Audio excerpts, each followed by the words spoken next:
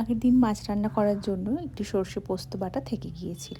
ভাবলাম ফ্রিজে কয়েকটা পটল আছে, ওই সর্ষে পোস্তটা দিয়ে পটলটা রান্না করে ফেলি। আজকে এমনিতেও সকালবেলা রান্না হয়ে গিয়েছিল। বাড়িতে বানানো ছানা দিয়ে কোপ্তা কারি বানিয়েছিলাম। আর এই পটলটা রান্না করা ভীষণ সহজ। বলতে গেলে যেমন আমি রুই মাছের ভাপা বানিয়েছিলাম ঠিক তেমনভাবেই পটল রান্নাটাও করছি। প্রথমে পটলটা একটু ভালো করে সর্ষের তেলের মধ্যে ভেজে নেব, আর এদিকে ভাতটাও বসিয়ে দিয়েছি। আজকে রান্না করতে করতে একটা পার্সেল এসেছে, বলতে পারো একটা খুব সুন্দর উপহার।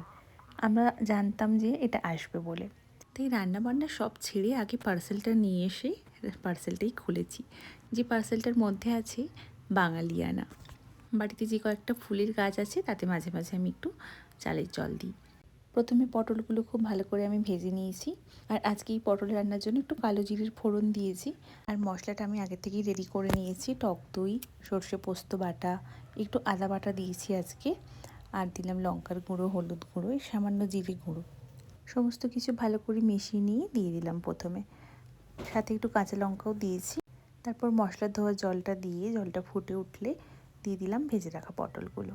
পটলটা যেহেতু ভাজাই ছিল তাই সেদ্ধ করার খুব একটা প্রয়োজন হয়নি, খুব অল্প সময়ই পটলটা রান্না হয়ে গিয়েছিল। আর পটলটা রান্না হতে হতে ততক্ষণ আমি এদিকে বিনস আর আলু একটু কেটে নিয়েছিলাম ভাজা করবো বলে।